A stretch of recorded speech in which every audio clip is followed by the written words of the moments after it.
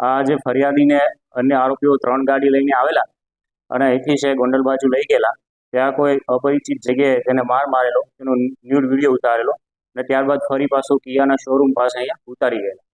તો આ બાબતે છે જુનાગઢ જિલ્લા પોલીસ દ્વારા જે નેત્રમના કેમેરા લાગેલા છે તેનું સતત સર્વેલન્સ દરમિયાન આ જે 3 ગાડીઓ હતી તે આઈડેન્ટિફાઈડ કરવામાં આવેલી કે કેટલા વાગે જુનાગઢ સિટીમાં એન્ટર થાય છે, કયા કયા લોકેશન પર ફરે છે.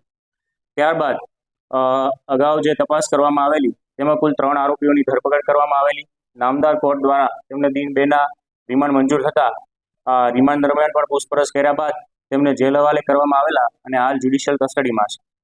વધુમાં ગઈકાલે રાત્રિના રોજ LCB PSI Shri decay Jhala અને એ ડિવિઝન પીઆઈ વત્સલ સાવજ, આ જે બંને ટીમો છે જ્યારથી ગુનો બન્યો ત્યારથી ગોંડલ અને તેની આસપાસ આરોપીની શોધખોળ માટે છેલ્લા 4-5 દિવસથી આ વિસ્તારમાં પ્રયત્નશીલ હતી.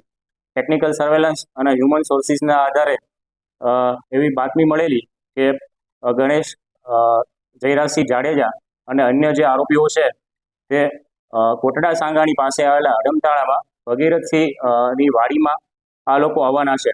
તો હકીકતને ધ્યાને રાખી LCB Shri PSI Shri decay Jhala અને એ ડિવિઝન પીઆઈ વત્સલ સાવજ તેમની ટીમ દ્વારા આ જે ગણેશ જાડેજા અને અન્ય જે 7 આરોપીઓ છે તેમને બ્લેક કલરની ફોર્ચ્યુનર અને મહિન્દ્રા થાર આ બંને ગાડી સાથે રાઉન્ડ અપ કરવામાં આવેલા.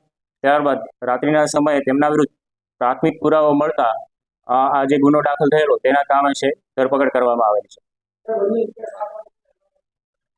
આ જ અન્ય જે 7 આરોપી છે તેવા જશપાલસિંહ ઉર્ફે જેકે રાણા, ઇન્દ્રજીતસિંહ ઉર્ફે ઇન્દુબા જાડેજા, પૃથ્વીરાજસિંહ ઉર્ફે પૃથુબા જાડેજા, દિગપાલસિંહ ઉર્ફે દિગુબા જાડેજા, સમીર ઉર્ફે પોલાદ, અકરમ તરકવાડિયા, રમીશ પઠાણ, આમ કુલ આ સિવાયના અન્ય 7 આરોપીઓની છે ધરપકડ કરવામાં આવી છે.